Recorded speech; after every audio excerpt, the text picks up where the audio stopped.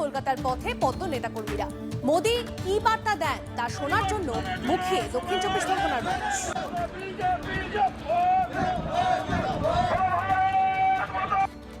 দেশের প্রধানমন্ত্রীজি আজকে নরেন্দ্র মোদীজির কাছে আমরা শুনবো আজকে দেশের সুরক্ষার কথা, আজকে নারী সুরক্ষার কথা, আগামী দিনের যাতে পশ্চিমবাংলায় শিল্পে যাতে সমৃদ্ধ হয় সেই কথা শুনবো, মানুষের কর্মসংস্থান যাতে হয় সেই কথা শুনবো। এবং আমরা চাই পরিবর্তনের লক্ষ্যে বিজেপি আসবে। আমরা 2026 সালে আমরা এই দুর্নীতির সরকার, চাল চুরির সরকার, নারী নির্যাতনের সরকার বিসর্জন দেওয়ার জন্য আমরা 26-এর নির্বাচনে ভারতীয় জনতা পার্টিকে প্রতিষ্ঠিত করার জন্য আমরা যাচ্ছি। আমরা যাচ্ছি হিঙ্গলগঞ্জ মন্ডল 4 থেকে।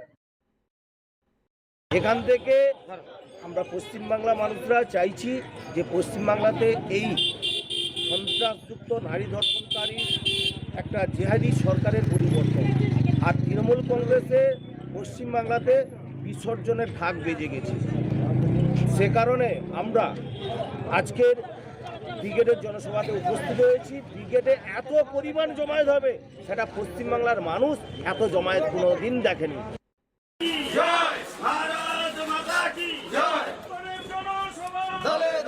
ছবি দেখছেন আপনারা হিঙ্গলগঞ্জ গঙ্গাসাগরে, সেখানে মানুষজন আসছেন একে একে। সেই ছবি দেখছেন আপনারা ব্রিগেডমুখী বিজেপি কর্মী সমর্থকরা।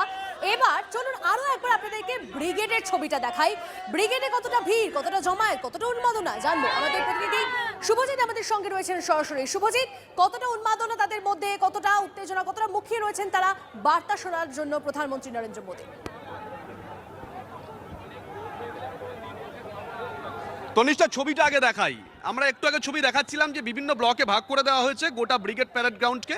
পুরুষদের জন্য আলাদা, ভিআইপির জন্য আলাদা।